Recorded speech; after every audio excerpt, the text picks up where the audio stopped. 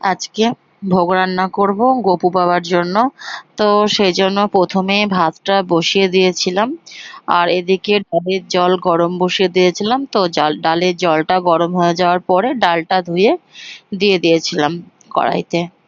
তো এরই মাঝখানে ফাঁকে ফাঁকে ভগবানদের স্নান করিয়ে দিয়েছি, আর আমার মা কালীকে সাজিয়ে গুছিয়ে দিয়েছি। কেমন লাগছে আমার মা কালীকে।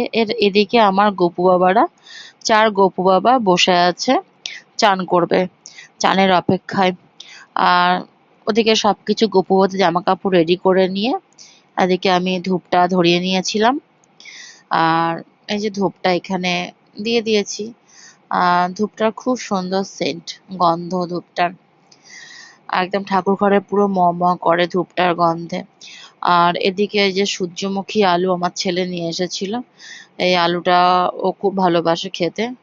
তো ১ আলু আনতে বলেছে, আর ১ আলু নিয়ে চলে এসেছে। সূর্যমুখী আলু, আলুর এই চন্দ্রমুখী আলু, সূর্যমুখী আলু বলছে। আর এদিকে পনির-টনির সব নিয়ে নিয়েছিলাম। আর এদিকে ডাল সেদ্ধটা রেডি হয়ে গেছিল। আর এদিকে আমি জিরে রাঁধুনিটা ভেজে নিচ্ছিলাম, ওটাকে আমি গুঁড়ো করে নেব। ডালে আর একটু পনিরের তরকারিতে দেব। আর এদিকে আমি ডালের মানে সোমবারটা দিয়ে নিচ্ছিলাম। যেহেতু ডালটা সোমবার দিতে হবে। আর এদিকে পনির ভাজা হয়ে গেছে, তারপরে আর আলুটাও ভাজা হয়ে গেছে। আলুটা একটু ভেজে নিয়েছিলাম আদা কাঁচা লঙ্কা দিয়ে, যেহেতু গপু আবার ভোগ হচ্ছে। আর আমার ঠাকুরের মিক্সির শিল কিছুই নেই। তো এই যে তরকারিটা মানে ফুটছে, তরকারিটা শেষের দিকে।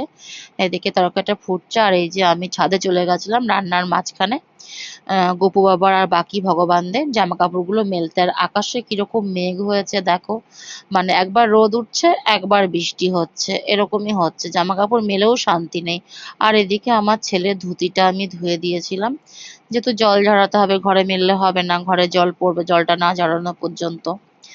আর এদিকে ভোগ রান্না হয়ে গেছিল, আর আমার ছেলে 4 গপু বাবাকে খাইয়ে দিচ্ছিল। যেহেতু আমার বাটি নেই, এখন নতুন নতুন সেবা করছি বাবাদের, তো সেই জন্য